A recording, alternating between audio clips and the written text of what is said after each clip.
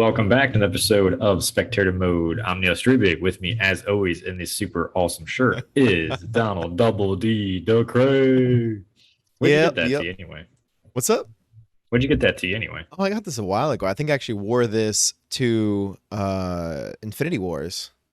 Like the Infinity War, the movie when it came out.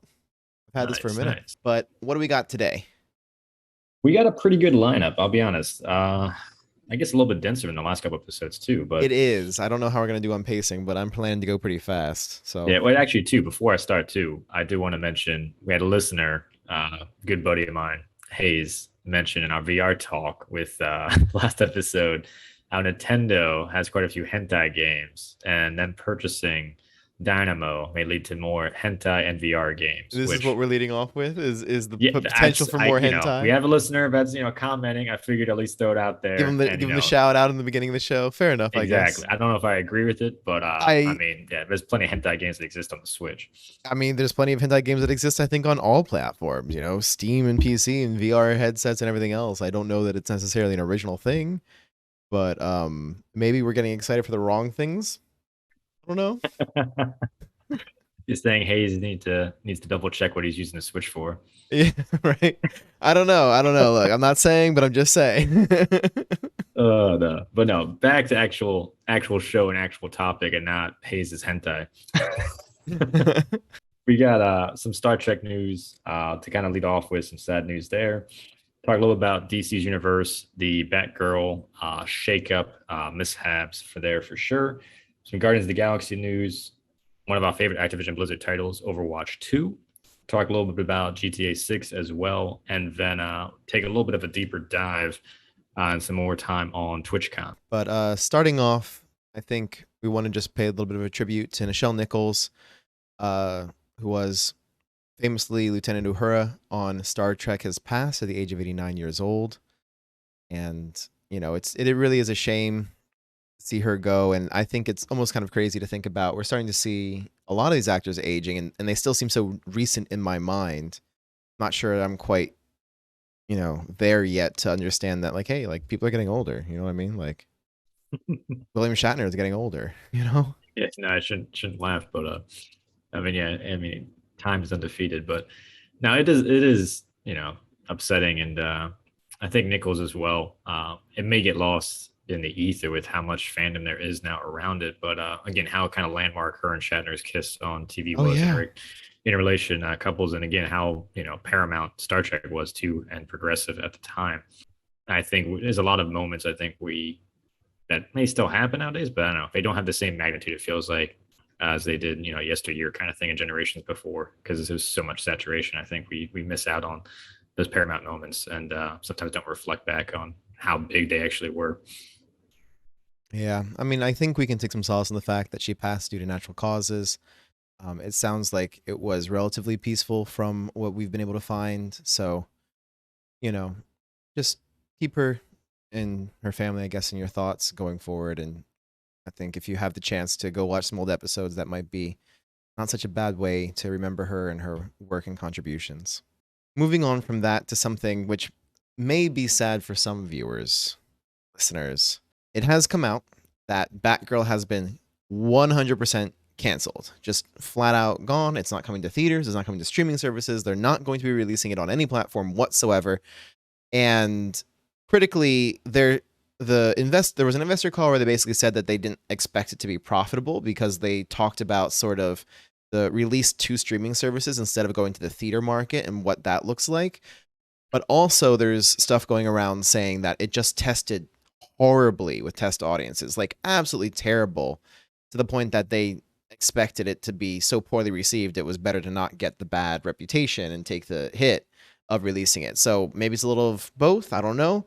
What are your thoughts? It is surprising, but at the same time too, it's unsurprising that DC made a dumb move with the cinematic universe. So that, at least, I guess, is par for the course kind of thing.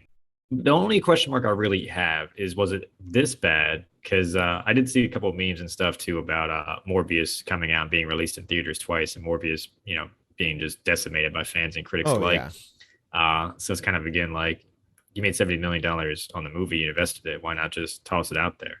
But it could also be a big factor we've talked about as well. Ezra Miller, kind of, how does that affect the timeline for things? What connecting dots were they with this?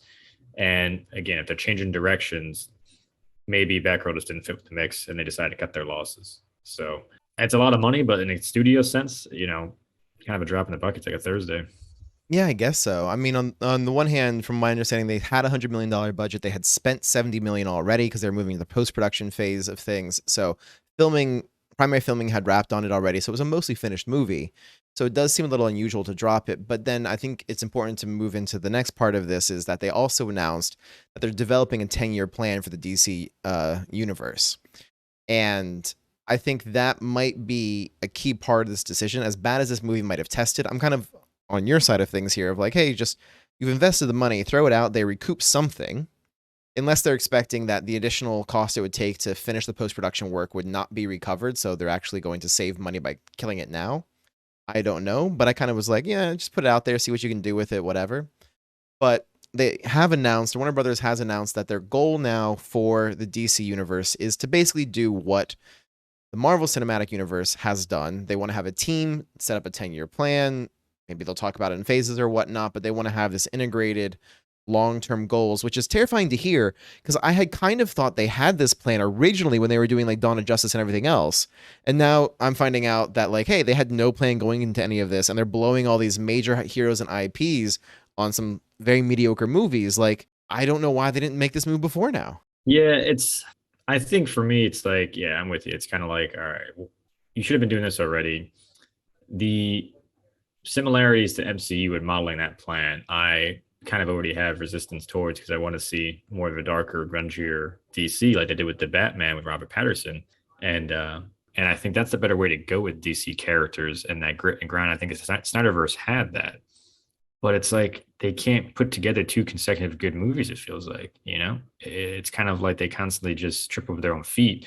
So the 10-year thing with the IPs now they have lined up, is Black Adam going to be the focus? I mean, yes, The Rock has enough charisma and star talent, and you can make the case he's arguably one of the biggest movie stars in the world, at least definitely the biggest action hero in the world right now. But is Black Adam the right character to do that with? And again, without the Snyderverse and that edginess, it makes me worried that it's like you don't need two MCUs that, kind of dip more into the comedy and lighthearted PG-13. I think DC's found something with the Batman and Patterson and that grungy and that dark take, and truly a great movie. And even as a standalone, but that tone, I think they need to tap more into. I think with the Batgirl is the case too, to where it's a character that there's a lot going on there to introduce and kind of her involvement. And you can't just quite piggyback the way, MCU can then with, bringing in Natalie Portman and Jane with Thor, or even Ironheart off of Tony Stark kind of thing, because you don't have a direct Batman associated with it. But Yeah. And then Michael Keaton was involved in this film too, which surprised me. So it's, again, did they just mess up that whole callback to his original films? And that's just bad writing in that. Yeah, I mean, I think for me, you make all the points that I would make in terms of, I don't want to knock off MCU, number one. Number two, we know the comparisons are going to be made regardless if they have this 10-year plan or not. So you might as well go all in to make this as good as you can. So I think it's silly that they haven't done it before. Number three, what is going to be the linchpin? Have they already launched this? Or are they going to build off of an existing title that was well received, like the Batman potentially, Black Adam potentially? Shazam's got 2 movies now. I don't know how I feel about the Shazam family. We talked about that in the previous episode, but long story short, we don't know what the 10-year plan is, because part of it is we don't know what team is going to be behind this. I think that's going to be a crucial part of figuring out what this is going to look like. But the most important thing, as you said, how do you distinguish from the MCU? You know what I mean? If you go the happy-go-lucky, you keep it like very family-friendly, PG-13, I would say MCU movies go from like PG-13 down to PG, like leaning in that way, a very kind of like clean and targeting like that family-friendly audience kind of thing. Nothing wrong with that. I think they do it very well. But I really think in terms of DC, they should be approaching this from the perspective of, hey, let's do PG-13's edging on R, maybe cross that line once or twice with some movies and some characters, and have those R movies. Because you know what? I know there's always like the profits. PG-13's drawn the biggest profit or have the highest profit potential, but like you're going to get people invested. you're going to get people watching those movies. Like, go ahead and cross that line a little bit. Let it be dark, let it be gritty, let it be real. Because in some ways, and we've talked about this on the show before, I think what sets a lot of DC characters apart from Marvel characters is in some ways they're more human. Even Superman, for all of his sort of like greatness and just, he's, you know what I mean, like super paragon of goodness and everything else, a lot of his story lines revolve around his humanity and his morality and kind of the decision that goes into being a hero for him and stuff like that. You know what I mean? So go that route. And I think they know this has to work because The Boys does well. You know what I mean? Like The Boys goes way off the deep, and I'm not saying they should go that deep, but I'm saying there's clearly an audience that you can find for this type of material somewhere in between, like the extreme of The Boys and the censored family friendly of Marvel that I think is a good niche they could fill. I mean, the Harley Quinn show on HBO Max. I mean, yes, it's animated, but it blends extreme violence and also comedy like the MCU and does well. And again, that granted, animation's a different medium, so we can get away with more of that stuff. But to your point, I mean, they found portions of it and titles they've had success with. And like, again, the Batman standalone, sure. So it's going to be interesting, but I still hope they go dark. And I think to this stage, it just depends on which characters they have lined up and where they want to go. So, and, out of curiosity, then, of their existing characters that they've already introduced and their existing actors, who would you like to see come back for the long-term 10-year plan? I mean, I'm still a fan of the Snyderverse. I like Batfleck. I liked Ben Affleck's Batman with this kind of universe, and the Snyder Cut, I think, did a lot more things. With Patterson, yeah, you could build off of that, but again, we talked about that. I liked just the standalone movie. I thought it did fine. I don't know if bringing the Joker in, again, you have competing Jokers. So I think it's more so of who do they want to lead? And that's, I think, the biggest question they don't really have figured out. I don't think The Rock with Black Adam as a hero is the right choice there. Gal Gadot's got some star power, but you really need to make a good Wonder Woman film then. And that's coming into your third one to where it's just like, can they really do that? I don't know at this stage. Doesn't seem like they can. So Aquaman, Momoa does a good job, but the first one, is definitely some mishaps there, and they definitely fucked up Black Manta. So there's a lot of mixes. Honestly, it's a wild card, but start with the villain like Lex Luthor and have him kind of build his empire and introduce these heroes and why he has, vendettas against them. And then even if it's not Henry Cavill coming back as Superman, you can at least, foreshadow that and this idea that, there's an alien on the planet that stems that. But I think a Lex Luthor kind of origins film, building the empire or becoming president, allows a little bit more flexibility and a whole different vantage point than we've seen from any other superhero movie thus far. No, I really like that idea, taking it from the villain's perspective, right? Because again, it is the humanity and kind of like Lex Luthor has his motivations, right? When you hear him talk, he just sounds so compelling. You just hate the way he goes about it, but he makes some really damn good points when he's doing it. And I think in some ways, you raise, I think, some very valid concerns in terms of, I think they blew their load a little bit on star power and casting and stuff in some of these franchises. Like you said, the Batman introduced, they teased some Joker in Pattinson's Batman movie. There is the Joker movie that with Joaquin Phoenix, which is coming out with a sequel. So you've got two Jokers running around right now. I don't know that they're going to be able to bring in that plus Snyderverse stuff and like everything that they've got kind of mixing in the pot. I think they almost have to start fresh. And they can leave those be maybe their own IPs or separate things going on, potentially. I don't know how much I like that idea. Because like some of those I don't think need sequels. We talked about that too before. Start fresh, bring in some new things. I like starting with Lex Luthor, who is a character that we haven't seen in the DCU so far. Or if you're going to do something similar to that, like grab some lesser known or smaller hero that we haven't seen yet. Start there, so we're getting a fresh perspective and everything else. Like maybe someone who wants to be in the Justice League, you know what I mean? Something like that of like Justice League is there, it's established. Don't follow the Avengers thing of like here you meet all your heroes and we form the Avengers and like it's very much the origin of the team kind of deal. We've got that in the MCU. Have Justice League existing in the world. You can start with the Luthor movie and have him kind of like here's his perspective on Justice League and what that means and turning over that power to all these incredible beings and aliens and stuff. Start with a smaller, lesser known hero whose goal is to join the Justice League, explore that storyline, because then you get this outsider perspective and you can still work in all those big actors and big characters, but you're not following the Marvel footprint exactly. And so you can still build this connected universe, but make it unique and different, which I think is going to be the crucial thing as they're approaching this project. It's a shame that we're not in DC's writing room, making millions. But. If someone knows somebody, get them this podcast and tell them like, hey, like ideas, please. Yeah. I mean, speaking of kind of ideas, I think that are cash grabs and unnecessary. Guardians of the Galaxy Holiday Special coming out next December 2023 on Disney Plus, and it's basically the end of Phase 4 and the launch into Phase 5 is how they're describing. Uh, James Gunn teases a very comic kind of approach too, of like it could possibly lead to the end of the Guardians as we know it kind of thing, which is Eh, it's a comic kind of tale of like, oh my eh. god, what's going to happen kind of thing. But But we know again, we're you got to getting a sell the Guardians movie. 3, so So yeah, so it's just kind of like, come on, man. But he does hint that there's going to be introduction to a very notable and powerful character in the MCU. Your thoughts on who it might be, and your thoughts on this holiday special? oh gosh, why am I gonna miss his name? Adam Warlock.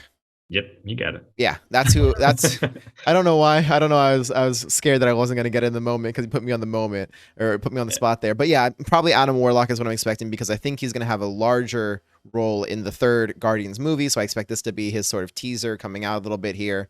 You know what I mean? Stuff like that in the background because Adam Warlock, for people who might not be as aware of the comic version of Infinity Wars, he played a major role in that, and he was teased as being created in the earlier Guardians movies, which I think was just a big red herring for a lot of fans, expecting Adam Warlock to come out and kind of fill his role in Infinity War. He did not do that. So now they have this great character that they've definitely been able to prep us for. Like he's in the universe somewhere, but we don't know what he's doing. So I'm excited for that. I'm not excited for the holiday special thing. Feels very like Star Wars holiday special to me. You know what I mean? Like they made their holiday Yeah, which special kind is of thing. regarded as like one of the worst things ever created. But it did introduce Boba Fett, so the Star Wars Holiday Special at least had one winning factor there. So maybe, Um, hopefully, Adam Warlock is going to be as well regarded a character as Boba Fett was, if that's what's I going to don't know happen. about that. Warlock's again, he's almighty kind of character, but I'm with you as far as it's taken a while to introduce him because you had Celestials introduced and the Kree both in the Guardians movies, and both I think should have more pivotal roles at this stage in the MCU as they're expanding in the universe, and we haven't really seen too much. But I think it's tough with those DET level kind of characters, and they're really tough to kind of kill if you don't have an ominous threat. It's kind of like, what are you going to do? But I don't know. I'm not too excited about the holiday special. I really just think it's a cash grab, and it's kind of like, okay, that's why. Like, why is that even playing a role? And again, it's kind of like, so I have to watch this to catch up on to Phase 4. Like, that's just, I don't know. That's kind of Yeah. cheesy on my part. Well, and it comes back to the thing we've talked about before in terms of one of the things I don't like about MCU right now is how it's just sort of like spreading out into all of these, side stories, Disney Plus series. There's all kinds of like stuff in all sorts of places. And, I keep mentioning it. I'm going to stay on this until, some Disney exec, Bob Iger, hears me or something. Like, it's getting really dense and really complicated keeping up with all the material, and you still want it all to be connected. And again, where can DC do things better in some fashion is like, hey, if you want to have side projects, that's fine. You don't need to tie them all into your main universe. You can have the Batman as a side thing. It's really cool. We enjoyed Pattinson's Batman. Like, it's great. It doesn't have to be part of whatever larger universe you're building. And then I don't feel like I'm missing out on something if I'm not able to keep up with the release stuff. You know what I mean? Like, you can have those other projects and use those characters and stuff. I don't like how it's going all over the place these days. So I don't know. I side with you fully on this one. I'm not super stoked for the holiday special, but I guess, I will be seeing it because I do this podcast, so I feel like I have to. uh, I know, super Holding your positive rants and there. watch DC and Marvel movies. But another thing too, I imagine you're probably not as excited Oh gosh, for no. Overwatch 2, and we talk about a lot about it on this show, Mm-hmm. Activision Blizzard in general. This one's a bit of a kind of a niche thing because it's a tweet from a gamer and kind of just shared as far as a survey on cost for Overwatch 2. And some pretty alarming stuff in there. Legacy skins, or mythic skins, I should say, almost $50, $49.99. Legendary skins, $25, $24.99. And just some pretty intense kind of pricing schemes, it seems like, for Overwatch 2, which will be free to play. So, I mean, what's your thoughts on if these are the actual prices, Yeah. regardless if this is a higher survey or not? I mean, so I think the first thing we need to make sure that we understand is it is a survey. So they're trying to figure out what people can stomach and not stomach. Number two, I will correct you. I think the skin bundles is $44.99, so closer to $45. Not much of a difference.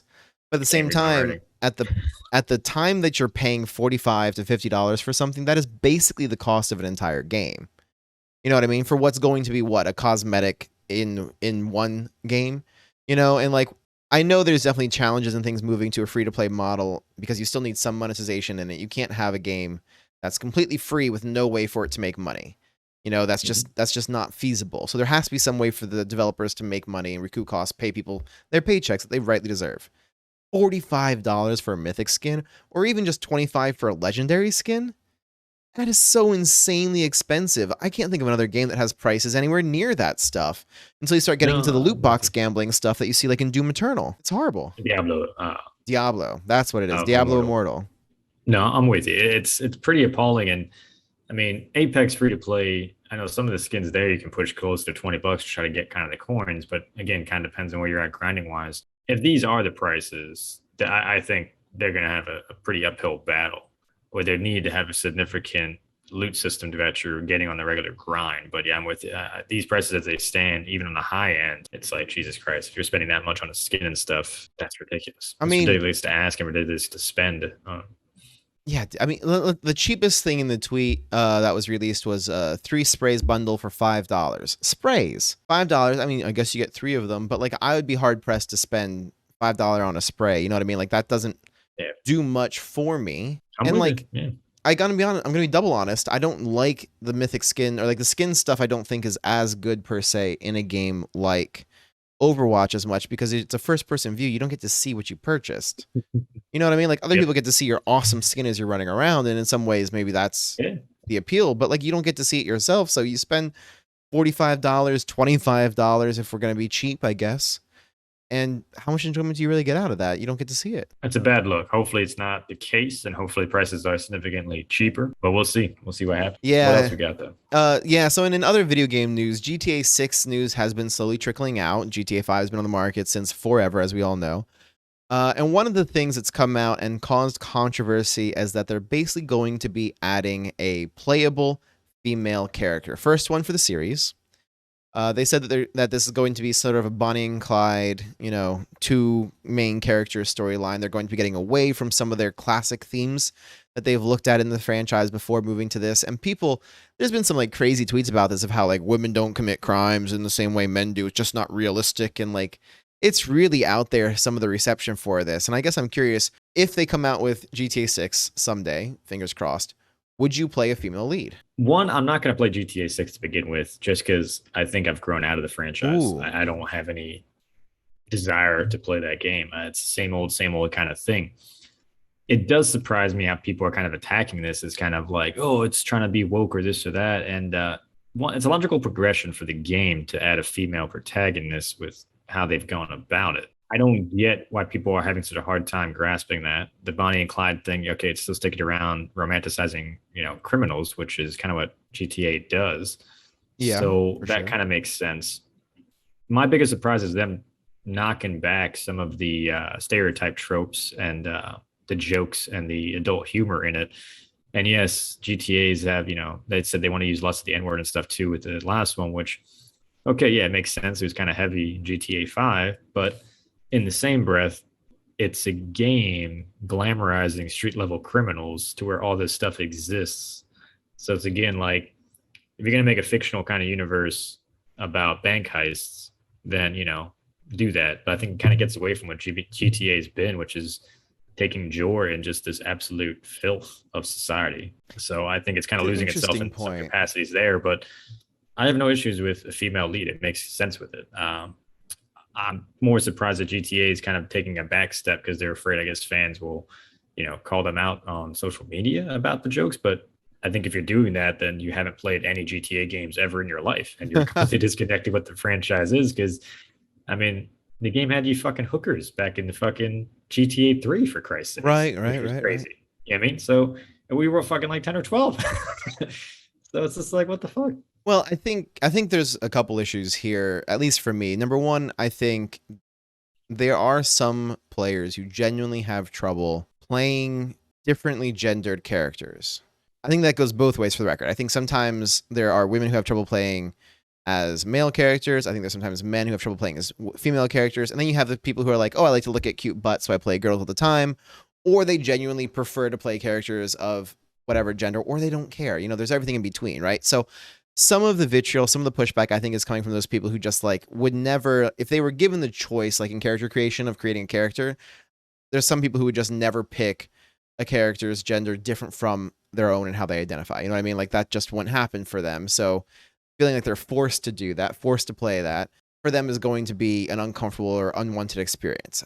I'm not saying that's necessarily that I agree with that viewpoint. I'm just pointing out that like I think we should consider that might be where some of this is coming from, and not just like gamers being, you know, anti-women incel kind of things.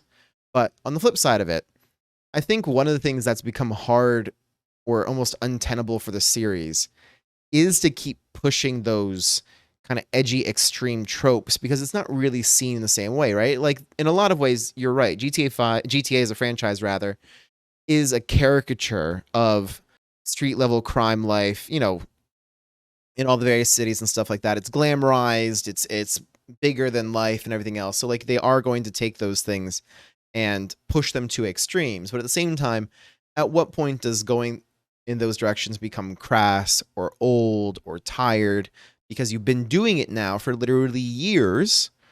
What can you bring to the game that's new? Are you just gonna, again, like, okay, so you've thrown the N-word around and stuff like that, like you bring that into the next title. I don't know if it has the same impact or the same hit that it did in earlier titles when it was a less common thing in games in general, and it was more of a different experience, you know what I mean? And it went into the story building and the world building and everything else. So I don't know if I'm necessarily in the same side of things as you are, that pulling back on this, on all of this, is necessarily the wrong idea.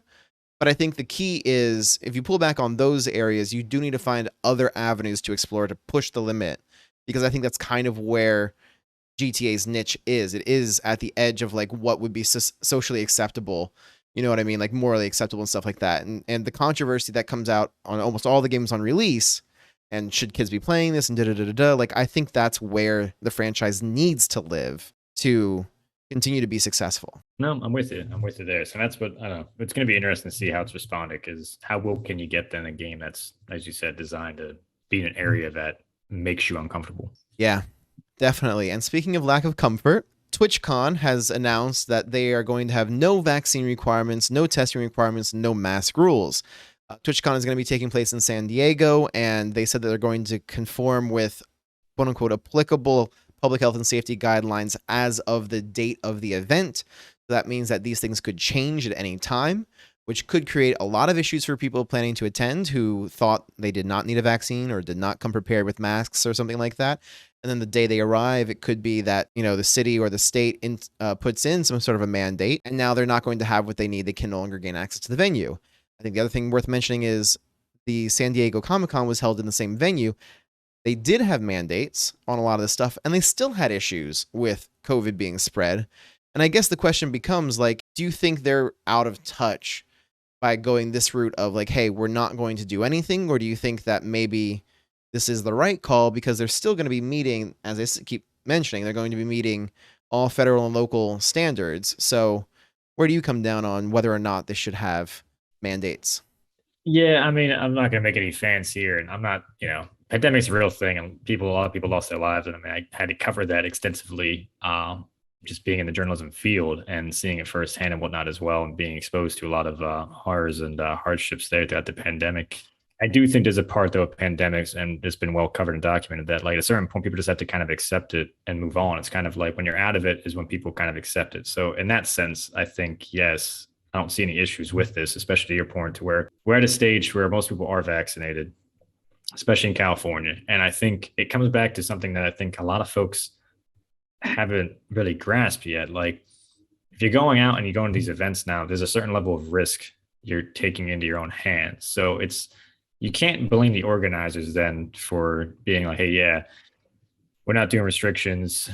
Numbers are kind of down. Yes, the numbers are increasing this or that, but there's different waves, not as severe. Again, most people are vaccinated. So it's kind of like damned if you do, damned if you don't. But I think it's more in the persons. If you're not comfortable around crowds, you're not comfortable with, COVID or the exposure to it, don't be fucking outside then. And don't go out to large events. It's as simple as that. Like, you're running a risk the more people you go around. Like, I might go attend a soccer game later today. I'm well away, even though it's an outside event. Who the hell knows? That's the risk. And again, maybe it's different because I've been out and around and exposed as as this thing has been going on for the last 3 years. I'm just kind of used to, or 2.5 years. I'm just kind of used to it. But that's part of it. And I think too, being in, rural areas of Pennsylvania to where it was like pandemics alive, fake, fucking wild wild west in the height of it. And then also living in California to where we were coming out of it, there's no fucking difference to the extremes. There really isn't. I know that's gonna make probably upset a couple of like listeners and whatnot, but you have one extreme that's just ignorance, and the other extreme is like you don't navigate any rules. It makes me uncomfortable and like blast them. And neither one really listens or understands or takes accountability on themselves of like, there's a virus out there. If you go outside, you're exposing it. You may be asymptomatic. It is what it is. You have to take that into account. And I think that's where TwitchCon, I think people are getting up in arms, and it's easy just to say they're a bad guy. But it comes down to, hey, are you willing to take that risk yourself? If I hop on a plane, I'm in an enclosed space. I know there's a risk I might get sick. It's the same thing with the fucking flu. I'm next to a fucking baby. I know if I go see my nephews, I'm probably going to get sick because kids are fucking germ machines. It's a risk I'm willing to take. I'm going to be knocked down. You know what I mean? Like, it's just, I think we're in that stage of it now, but it's still tough and it's still scary. And it's still so much stuff I think we haven't processed societal wise of how to deal with this. So I think people still get up in arms.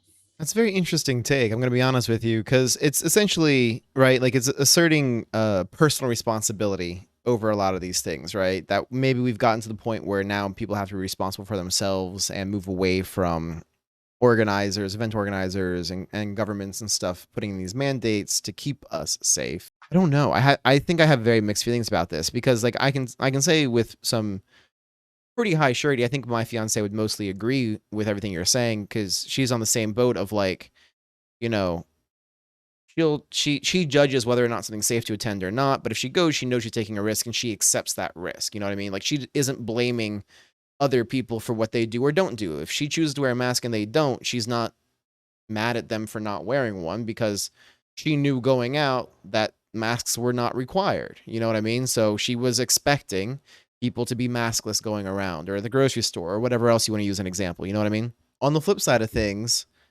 you know, I think Twitch maybe as a platform might be in a slightly unique situation because they really do work to connect people from the comfort of their own homes to people across the world. You know what I mean? So you have a lot of people who engage in Twitch regularly who are either content creators or viewers and stuff who are in, I think, difficult situations who are just not going to be able to attend because they're immunocompromised or living with family members who are immunocompromised or, you know, they have other health risks. And it's like, does Twitch owe them anything in the sense of trying to make it safer for people to attend?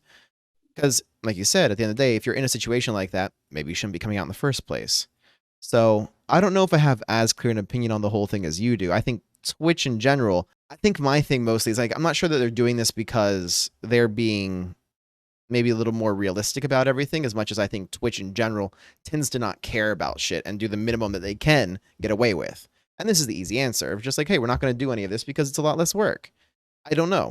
Do you think they're doing this because they, like, why do you think they're doing this, I guess, is the question. I mean, that's possible. Maybe they don't want to police this or that. I don't know. I mean, you know more about the Twitch community than I do in that regard as far as how they've gone about it and kind of created their culture. I think with anything, I think for me, and what I'm seeing with this, it's yeah, is it an event organizer just trying to be like, hey, okay, we don't want to put the restrictions in place because you're, again, damned if you do, damned if you don't. Then, and this issue has become politicized a bit. But then the opposite side of it, if you don't put any restrictions in, you're still running maybe perhaps a greater risk. But again, I think it's a convention. It's an event to where we're at a stage now. I think if you're feeling sick, you're staying home. If you are concerned, you're wearing a mask still. And yes, you're going to have people that may disagree this or that. But for the most part, I think people are kind of aware of it. Okay, you know, someone's wearing a mask, you know, that's their prerogative kind of thing. And seeing fewer, you know, assholes that get in people's faces for wearing a mask or not wearing one, which is a good thing. But again, I think we still really haven't digested it too much as a pandemic of like, this is something we're going to have to live with. So it's, again, to come back to how comfortable are you to go to these events? And you can't fault an organization then for not catering to your exact needs. It's an event. It's a privilege to go. You know what I mean? If I go to an NFL game, I'm not going to get mad at NFL's like for asshole fans or people throwing beers or, you know, going in and like the bathroom and like smells like piss or this or that. And then, oh, my shit, my jeans and my boots smell like fucking piss. It's not anybody's fault. That's a risk I'm willing to take going to an event like that. I know there's also a possibility, Yeah. you know what I mean, going to might get beer spilled on me or get an altercation because there's drunken fans acting like jackasses. That's a part of it. I think now it's and maybe I'm dumbing it down too much, but with the pandemic, the virus is still out there. There's a risk you take, you know. And again, maybe I'm just, I don't want to say numb to it because it's not the case at all. I'm hyper aware of it. But for me, it's become normalized because I've been living in it since jump. I've had to be out in the field covering this where I didn't know what the hell was happening. You know what I mean? So it's kind of, again, like a different level of exposure to it all and seeing, again, I'm fortunate to see both extremes. And I think TwitchCon and their decision is highlighting an extreme, an area that wants hyper restrictions. And I think that's where everybody's butting heads then. And is it right or it's wrong? I don't know. It's a very interesting take. Maybe a little nuanced, actually. I guess the only thing I'll say is it's worth pointing out that in previous events and stuff, we mentioned San Diego Comic-Con, PAX East is another one. Like, there have been other events, conferences and stuff that have had mandates between masks or vaccines, combination thereof, and you still have people getting sick despite that. So it's one of those questions, I guess, too, of like, how much does this really help? We know these things make a difference. Being vaccinated, wearing masks help. They are not perfect tools, especially when you might have people who are going to be non-compliant. In some ways, is it better to go in with your eyes wide open, knowing that people, like, what the situation is, rather than having people like lying and you know, either wearing masks that don't really, you know, prevent the spit and stuff coming out of your mouth as you're breathing and stuff like that. You know, you have those people who like to wear those super breathable masks that, like, it's a mask because it's over your face, but it doesn't do the job that it needs to, for example. Or people who have fake vaccination cards coming in because they're going to get around these kind of no matter what you do. At least with TwitchCon, you know, like, hey, it's open season. Everyone's going to be there. And if that bothers you, stay home. Just stay home. Don't go in. There's no illusion of safety, so to speak. And in some ways, maybe that is better because people can make more informed decisions because they're not going to be operating under this like false assumption that people are going to be compliant and following these things and everything else. And, you know, maybe this makes people more aware of what you said. Like, there are risks involved in kind of everything you do at this point. Where do you fall on that spectrum? What's worth it for you or not? I don't know. It'll be very interesting to see all around. I'm curious what our viewers think about it. If you would go to an event like this, would you prefer to see mandates or not? Would you think that the burden is on the individual to keep themselves safe, or on the organizers to protect the people that they're going to have there, between either guests attending or content creators or something like that that are partnered with them and are going to be there? I'd be very curious, because I think this might be a more nuanced discussion than I thought it was going to be when we first got started on this topic. Truly, because I was ready to come in here and just be like, you know, Twitch staff doesn't fucking care. Like, who, you know, because they've done that with other things. Like we could get into other controversies with Twitch where I think they've really mishandled things, but I don't know if that's a fair take on this situation. But with all that said, always looking forward to hear more ideas. I'm glad we did give a shout out at the beginning of the show to somebody who was looking into the hentai side of life. But if you've got ideas for the DC universe, what they could do with that, what they should do with that, any ideas, characters they can use for linchpins, always happy to hear that type of thing. Or anything we talked about the show, or things you think we should be covering or addressing, please let us know. I think that's going to do it for this week's episode of Spectator Mode.